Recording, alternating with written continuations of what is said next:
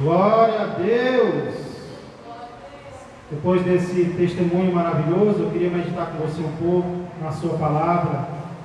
Eu já queria começar pedindo que você pense em algo maravilhoso, em algo muito bom.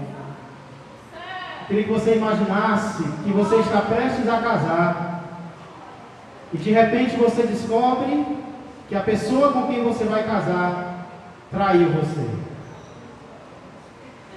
Qual a sua reação? Como você reage? O seu coração fica cheio de quê em relação a essa pessoa? Hoje é a primeira quinta-feira de dezembro e por isso nós vamos iniciar uma série de algumas mensagens, 3 ou 4, que tem como título O Nascimento de Jesus segundo Mateus. O Nascimento de Jesus segundo Mateus. Nessa série nós vamos meditar um pouco no que Mateus escreve sobre os detalhes de como Jesus nasceu, a começar hoje pela reação de José quando ele achou que Maria o havia traído. Hoje nós vamos ver a reação de José quando ele achou que Maria o havia traído. Para isso, abre a palavra de Deus no Evangelho de Mateus, capítulo 1. Nós vamos meditar em apenas 2 versículos. Mateus, capítulo de número 1.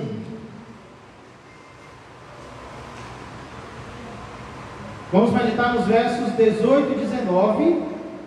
Versos esses, irmãos, que vão trazer pelo menos 3 fatos dignos de nota. 3 fatos que merecem ser notados em relação à gravidez de Maria. O primeiro deles é a pureza do casal antes da gravidez. Esse é o primeiro fato para o qual eu queria chamar sua atenção aqui, em Mateus 1, 18 e 19, iniciando a nossa série sobre o nascimento de Jesus segundo Mateus. Sabemos que Lucas também fala sobre o nascimento de Jesus, João, mas nesse mês de dezembro, às quintas-feiras, eu quero me aprofundar com você sobre o que Mateus narra, detalha acerca do nascimento de Jesus. E como eu disse, aqui nos versos 18 e 19, eu encontro pelo menos 3 fatos notáveis, 3 fatos dignos de nota. Qual o primeiro, pastor? O primeiro é a pureza do casal antes da gravidez. Vamos ver o verso 18, que diz assim: Ora, o nascimento de Jesus Cristo foi assim: estando Maria, sua mãe, desposada com José, sem que tivessem antes coabitado, achou-se grávida pelo Espírito Santo. Apenas a parte inicial, eu queria frisar. Ora, o nascimento de Jesus Cristo foi assim. Mateus vai narrar como foi o nascimento de Jesus, estando Maria, sua mãe, desposada com José, sem que tivessem antes coabitado. Vamos orar antes de prosseguirmos. Pai amado e Pai querido, que culto maravilhoso o Senhor está nos permitindo prestar ao Senhor, oferecer ao Senhor com orações, com louvores, e agora, Pai, com a leitura e meditação da Tua Palavra. Creio que o Senhor já nos deu vitória nesta noite, só pelo fato de estarmos aqui diante do Senhor e da Tua Palavra. Mas eu peço que o Senhor continue tendo misericórdia de nós, continue agindo em nosso ser, Pai, ajudando-nos a entender a Tua Palavra, Senhor, sendo convencidos pelo Teu Espírito Santo, a sairmos aqui transformados em pelo menos uma área na nossa vida. Pois tudo isso eu peço e agradeço, em nome de Jesus Cristo. Amém e amém. Irmãos, Mateus começa a falar sobre o nascimento de Jesus, dizendo que Maria estava desposada com José. Maria estava desposada com José. E nós precisamos entender o significado da palavra desposada. Desposada aqui significa prometida, comprometida, a alguém. Isso porque, naquela época e naquela cultura, quem escolhia o boy eram os pais. Quem escolhia a garota não era o rapaz. Normalmente quem escolhia a garota eram os pais. Então os pais se reuniam e eles diziam: vamos casar nossos filhos? E concordando, um ficava prometido para o outro. A garota podia ter 12, 13 anos, que ela já estava desposada, ela já estava prometida a certo homem. E aí, eu estava pensando sobre isso, e algumas pessoas vão dizer: vixe, mas isso não é nada romântico, né? Os pais decidirem o cônjuge do filho. Mas, irmão, será que isso não causaria menos decisões erradas do que os próprios jovens escolhendo? Porque às vezes os jovens escolhem errado, né? E às vezes o pai queria influenciar, a mãe queria influenciar o filho: não, mas esse aqui é melhor, esse aqui não. Então, antigamente, os pais com certeza tinham uma liberdade maior de poder escolher com quem o filho ia casar, com quem a filha ia casar. Então, desde cedo, especialmente a menina, a jovem, ficava desposada, ela ficava prometida a determinado homem. E, irmãos, essa fase, ela era tão séria, mas tão séria, que ela era mais séria até do que o próprio noivado dos nossos dias. Nós sabemos que o noivado hoje é a fase antes do casamento, mas ficar desposada era algo ainda mais sério do que noivar. Era quase o casamento em si. Aquela mulher, Maria, estava praticamente casada. Ela só não poderia ter relações com José. Tanto é que, se eles quisessem terminar o noivado, eles teriam que se divorciar, de tão sério que o noivado era naquela época. E é por isso, irmãos, que eu fico impressionado, pelo menos alegre, quando Mateus diz que eles ainda não haviam coabitado. Eles estavam prometidos um para o outro, porém, eles ainda não haviam tido intimidade. Eles ainda não haviam tido relações sexuais. E isso é muito diferente do que é normal. Não estou falando só hoje. Isso é muito diferente do que é comum, onde duas pessoas não precisam nem ser noivos para terem relações. Nós vemos nos dias de hoje. Não precisa nem ser noivo para ter intimidade. Na verdade, não precisa nem ser namorado para ter intimidade com outra pessoa. Esses dois, porém, estavam prometidos, quase casados, mas Mateus diz que eles ainda não haviam coabitado. Eles ainda não haviam tido relações, não haviam tido ainda intimidade um com o outro. E o motivo porque eu digo que o comum é diferente disso, é porque para muita gente, ou para a maioria das pessoas, é besteira esse negócio de esperar pelo casamento. Que besteira! Tem nada a ver, né? Nós já nos gostamos, nós já namoramos, nós já noivamos, nós vamos casar mesmo. É o pensamento de muitos. Então, besteira, ter que esperar. O que é que eu vou perder se eu não esperar pelo casamento? Né? É o pensamento de muitos. Mas raciocina comigo. Se José e Maria, ainda não casados, estivessem tendo relações, será que Deus ia dar para eles a honra, o privilégio de serem os pais terrenos de Jesus Cristo? Você acha que Deus ia dar para eles essa honra? Será que Deus ia dar para eles esse privilégio? Sabe o que eu aprendo aqui?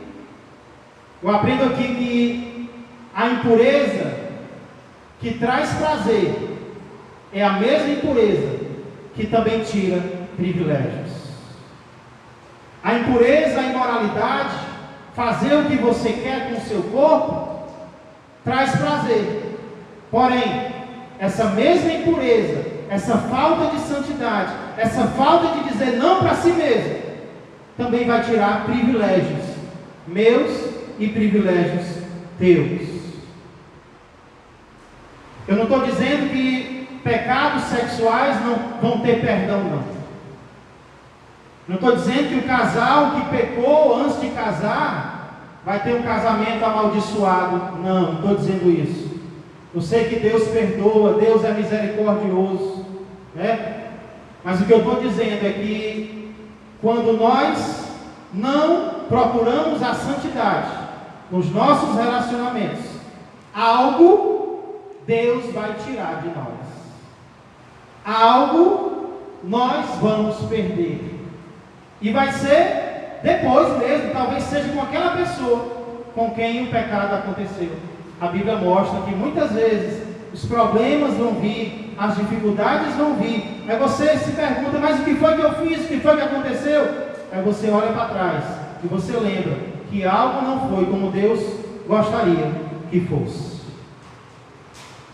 E isso não vale apenas para os solteiros, não.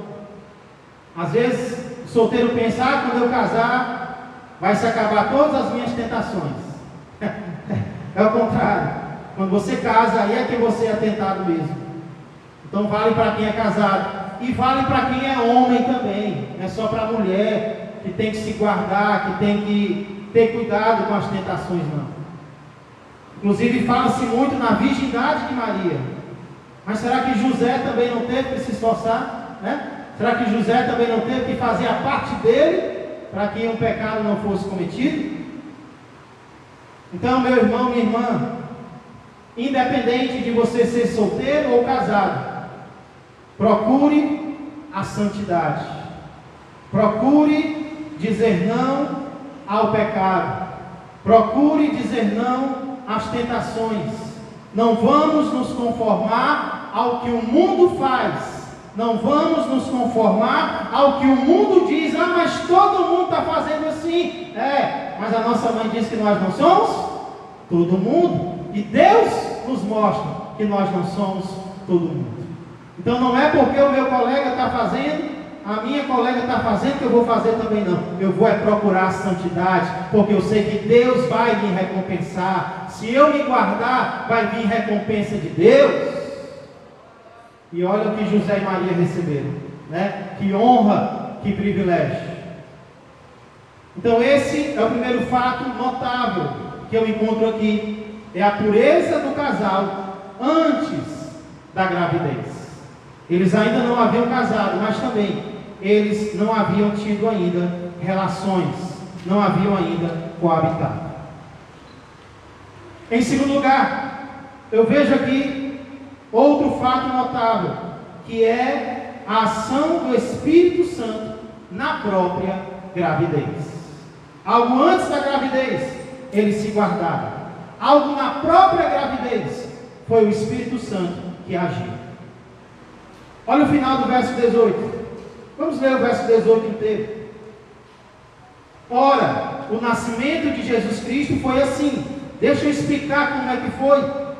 Estando Maria, sua mãe, desposada, comprometida com José, sem que tivessem antes coabitado, achou-se grávida pelo Espírito Santo.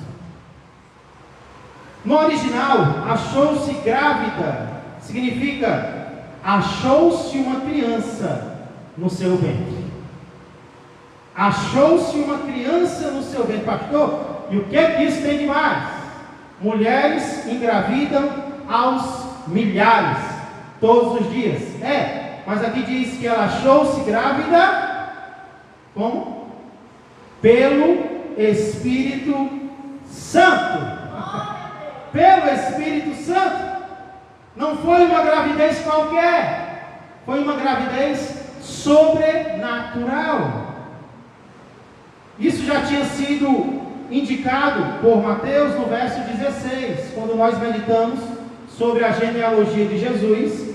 Mateus diz o seguinte no verso 16: e Jacó gerou a José, marido de Maria, da qual nasceu Jesus, que se chama o Cristo.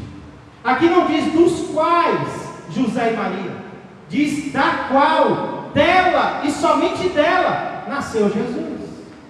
Mas como? Somente de Maria Jesus nasceu? Aí agora no verso 18 Mateus explica: o que nela foi gerado não foi de José, não foi do ser humano, foi do Espírito Santo.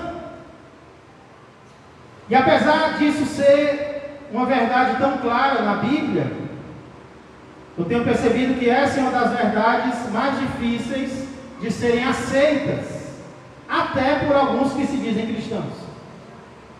Alguém disse assim: eu até acredito no nascimento virginal de Jesus, mas eu não tenho coragem de pregar sobre isso, porque é algo muito difícil de entender. Para quem não tem fé, é difícil entender isso aqui.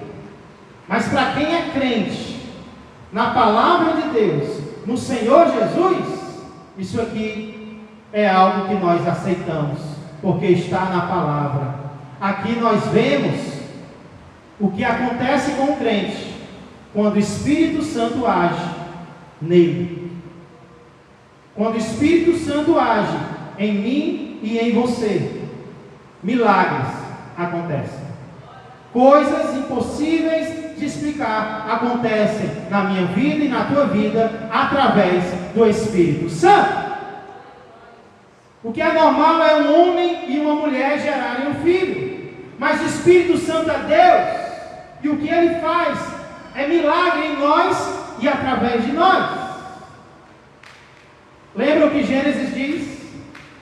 A terra estava como? Sem forma e vazia, mas o Espírito de Deus pairava por sobre as águas. E o que veio depois? Veio luz, veio ordem, veio vida. Talvez a nossa vida, talvez a vida de alguém esteja sem forma, esteja vazia, mas se o Espírito Santo estiver nesta pessoa, algo irá acontecer. Uma transformação vai acontecer. Aquilo que não tinha forma, aquilo que era vazio, através do Espírito Santo, será transformado. Irmãos, essa é a primeira de muitas vezes em que o Espírito Santo vai fazer algo em relação a Jesus. Essa é a primeira de muitas vezes em que o Espírito Santo vai fazer algo em relação a Jesus. Aqui, o Espírito Santo vai trazer Jesus ao ventre de Maria. Mas na frente, Lucas vai dizer que Jesus vai orar no Espírito. Jesus vai operar milagres no Espírito. Jesus vai se entregar na cruz pelo Espírito. Jesus vai ressuscitar dos mortos pelo Espírito. Tudo que Jesus faz nos evangelhos, Ele faz através do Espírito. É por isso que alguém disse: o Filho não seria o Filho sem o Espírito. Agora imagina, o que é o crente sem o Espírito? Se Jesus não seria Jesus, se o Filho não seria o Filho, se não fosse o Espírito Santo dentro dele, trazendo poder para ele, porque ele se encarnou, ele se tornou humano. Imagina que sou eu e que é você, sem o Espírito Santo. Vamos pedir perdão por qualquer negligência ao Espírito. Vamos pedir perdão por acharmos que nós podemos ser vitoriosos na vida cristã, como foi cantado hoje, sem o Espírito Santo, porque nós não podemos. Nós somos totalmente dependentes da terceira pessoa da Trindade, para que qualquer coisa boa aconteça em nós, assim como aconteceu com Cristo. Nós precisamos do Espírito Santo de Deus. Precisamos do Espírito Santo. Nós somos dependentes do Espírito Santo. Nós não somos nada sem o Espírito Santo.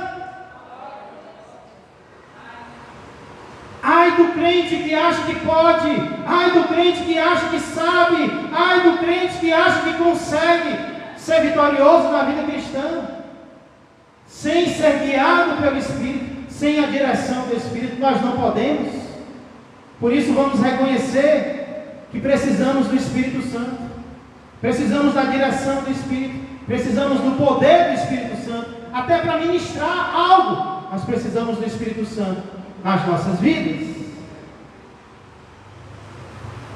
Essa é a segunda verdade que eu vejo aqui, a ação do Espírito Santo na própria gravidez de Maria. Mas agora nós chegamos onde eu queria chegar, que é o terceiro fato notável, aqui em Mateus 1, 18 e 19. Que fato é esse, pastor? É a atitude de José após a gravidez. A atitude de José, a admirável atitude de José depois da gravidez. Que atitude é essa? Vamos ler o verso 19 para nós entendermos. Mas José, seu esposo aqui no sentido de prometido, sendo justo e não a querendo infamar, resolveu deixá-la secretamente. Irmãos, se coloquem nas sandálias de José por alguns minutos agora. Você é homem e você está prestes a casar com uma jovem, e agora, antes do casamento, você descobre que essa jovem está grávida. Você se esforçou, você lutou para preservar a pureza de vocês, você não fez o que qualquer um teria feito, você respeitou essa mulher, e agora, essa mulher com quem você ia casar, com quem você ia dividir a sua vida, com quem você ia ter filhos, com quem você ia constituir um lar, aparece grávida. E você tem certeza que não foi você. Se não foi você, foi outro. Como você agiria? Como você reagiria? Irmãos, quando nós lemos o verso 19, nós compreendemos que dentro de José havia uma mistura de sentimentos. Que sentimentos eram esses, pastor? Primeiro, por um lado, a Bíblia diz que José era justo. José era justo. E sendo justo, aos olhos daquela época, José não poderia casar com Maria. Sendo justo, alguém que queria cumprir a lei, José sabia que naquela época, não estou falando hoje, mas naquela época, não seria correto ele assumir um filho que não era dele. Naquele momento ele não poderia continuar o compromisso com Maria. Então ele era justo. E como alguém justo, ele precisava terminar aquele relacionamento. Porém, esse mesmo José, que era justo, também era amoroso. Ele também era amoroso. E por ser amoroso, ele não queria expor Maria publicamente. O texto diz: mas José, seu esposo, sendo justo e não a querendo infamar. Infamar aqui significa expor. José não queria expor Maria, aquela Maria que na mente dele o traiu, e ele não queria torná-la um exemplo negativo, ele não a queria expor publicamente. E aí o que é que ele decide fazer? Se ele se divorciasse, Porque, como eu disse, o noivado naquela época era quase um casamento, e ele só acabava com o divórcio, com a carta de divórcio. José sabia que se ele se divorciasse publicamente, ele estaria expondo o pecado, o erro de Maria. Sabe o que ele decide então? Ele decide deixá-la secretamente. Secretamente aqui significa para poucas pessoas, o mínimo de pessoas possível, saberem o que aconteceu. Essa palavra deixar, ela é usada na Bíblia para divórcio mesmo. José decidiu se divorciar de Maria, sim, porque ele era justo. Mas olha a maneira como ele decidiu fazer. Ele decidiu fazer de uma maneira que não expusesse Maria perante as pessoas, para que ela não fosse vista como uma pessoa vulgar. José tenta proteger Maria.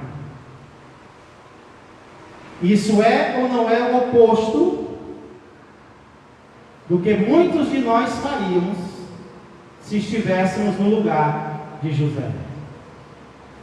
Imagina na época do Facebook e do Instagram, você descobrir que a sua noiva engravidou de outro. O que é que você faria? Muitos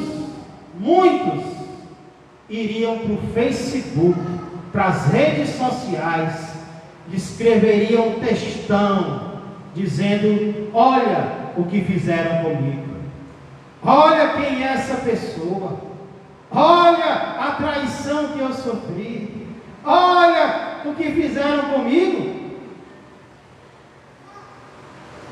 Porque a nossa geração é uma geração que por qualquer coisa quer expor os outros, quer ridicularizar os outros, quer apontar o erro perante todas as pessoas, porque isso é uma espécie de vingança do que fizeram comigo.